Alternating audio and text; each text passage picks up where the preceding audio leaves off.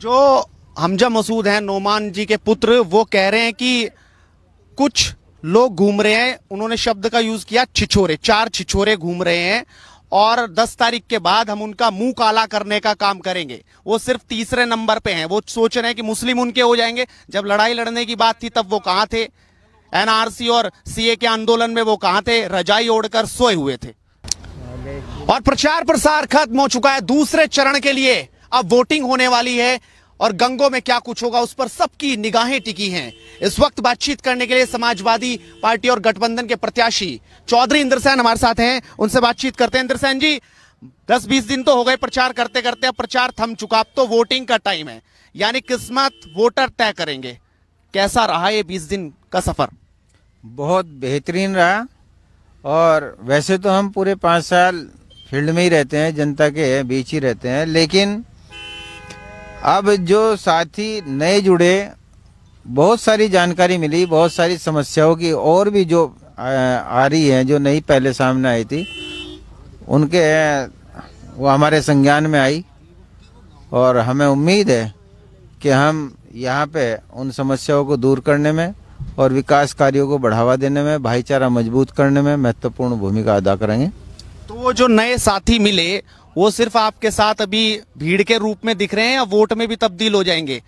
क्योंकि दूसरे जो आपके विपक्षी हैं वो तो कह रहे हैं कि तीसरे नंबर की ही लड़ाई है उनकी।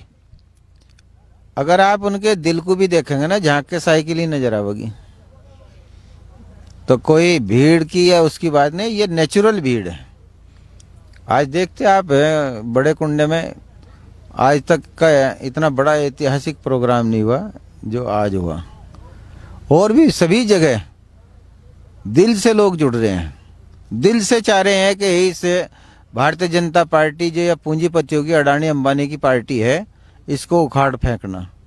और समाजवादी पार्टी के राष्ट्रीय अध्यक्ष माननीय अखिलेश यादव जी को मुख्यमंत्री के रूप में देखना चाह रहे हैं हिंदू मुस्लिम सभी जाति बिरादरी के लोग। ये एक बहुत ही खूबसूरत नजर आया हमें, और यही सच्चा लोकतंत्र है।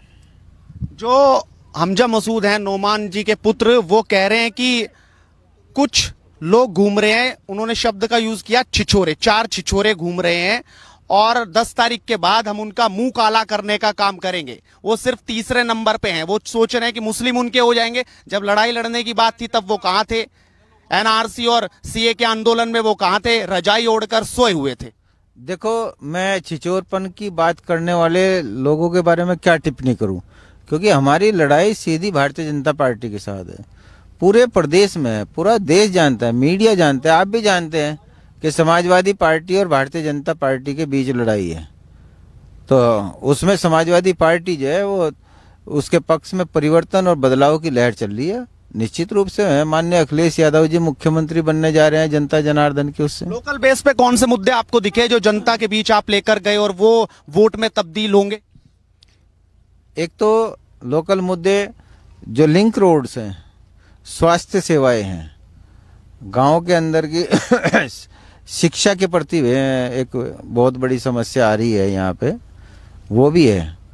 और कितने ही मुद्दे ऐसे हैं, जैसे पेयजल की भी है, रोजगार की बहुत बड़ा मुद्दा है, किसानों का, मजदूरों का, और जो छोटे दुकानदार हैं उनका एक बहुत बड़ा मुद्दा है। इन सब पे हमारा ध्यान है, फोकस है। आखिरी सवाल, 5वां चुनाव है आपका ये, और अब आपको क्या लग रहा है कि पहले नंबर की आप लड़ाई की बात कर रहे हैं बीजेपी से कि हमारी लड़ाई है, क्या दिखाई दे रहा है कि इस 5वें जो चुनाव में इस बार क्या ऐसा नया हुआ कि आप कह रहे हैं कि हम लड़ाई पहले नंबर की है? क्योंकि जो गुजर वोट बैंक आपके साथ जुड़ा था, लोग कह रहे हैं कि अब हम इकट्ठा हो रहे हैं, अब 80-20 की लड़ाई है, और योगी जी तो आज कह गए कि अब तो 90-10 की हो गई, 20 भी नहीं रहा। क्या बताऊं मैं उनका, मेरी समझ में नहीं आ रहा कि एक योगी भी ऐसे ही भाषा का इस्तेमाल कर सकता है क्या? एक योगी नहीं कर सकता ऐसी भाषा का इस्तेमाल, तो क्या कहें उनको?